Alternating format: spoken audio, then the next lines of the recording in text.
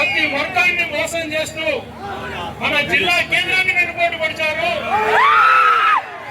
మనకి ఇవ్వాల్సినటువంటి పథకాలకు వెనుకోటు పడిచాడు.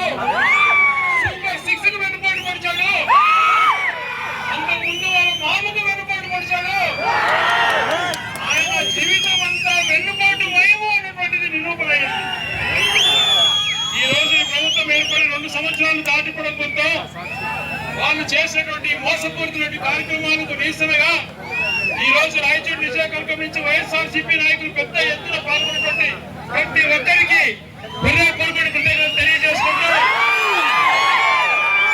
మీ అందరికీ ఎల్లవేళ తోడుంటానని మాటిస్తూ ఇప్పుడు జరుగుతున్నటువంటి పరిణామాలన్నింటినీ కూడా గమనిస్తున్నాం.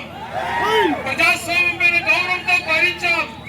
ఇంకా మా కార్యకర్తల జోలికి వస్తే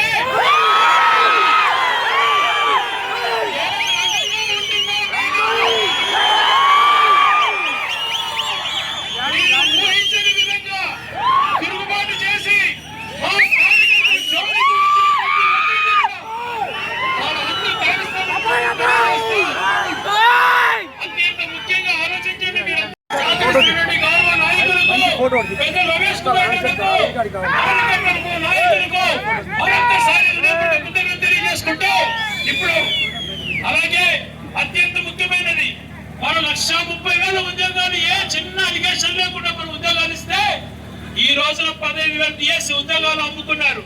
స్పోర్ట్స్ కోటా కోసమే ఇచ్చినటువంటి ప్రతి ఉద్యోగము ₹1,00,000 అమ్ముకొని యువత కొట్టగొట్టినటువంటి ప్రభుత్వాన్ని యువత కూడా తరిమి కొట్టేటువంటి రోజు వస్తుంది.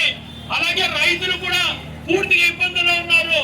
మహిళలను, రైతులను, యువతను అందరినీ మోసం చేసినటువంటి చంద్రబాబు నాయుడు గారిని దగ్గరలో మనం అందరం కూడా గుణపాఠం చెప్పే రోజు ఎంతో దూరం లేదని తెలియజేసుకుంటూ ఇప్పుడు గౌరవనీయులు మన రమేష్ కుమార్ రెడ్డి గారు మాట్లాడతారు.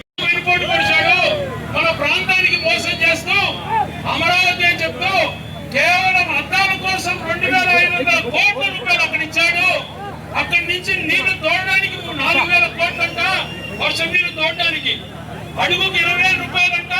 దాదాపుగా వేలాది కోట్లు దోచుకుని తింటూ మన ప్రాంతానికి అన్ని రకాల మోసం చేస్తున్న చంద్రబాబు నాయుడు గారికి గుణపాఠం చెప్పాల్సిన బాధ్యత మనందరిపై ఉంది. యువతులకు 15,000 ఇస్తానన్నాడు, మోసం చేశాడు. 3,000 ఇస్తానన్నాడు, మోసం చేశాడు. మహిళలకు 15,000 ఇస్తానన్నాడు, మోసం చేశాడు. 50 సంవత్సరాల దాటిన పెన్షన్ ఇస్తానన్నాడు, మోసం చేశాడు. ఇలా చెప్పుకుంటూ పోతే అన్ని రకాల మోసం చేసినటువంటి చంద్రబాబు నాయుడు గారికి ప్రజలు గుణపాఠం చెప్పేటువంటి రోజు దగ్గరలో ఉంది. మనమందరం సమాయత్తం అవుదాం. రాబో ఏ ఎన్నికలైనా కూడా నిలబడినటువంటి కార్యకర్త ప్రతి ఒక్కరూ జగనే. వాళ్ళు ఎన్నికల తోడుంటారు.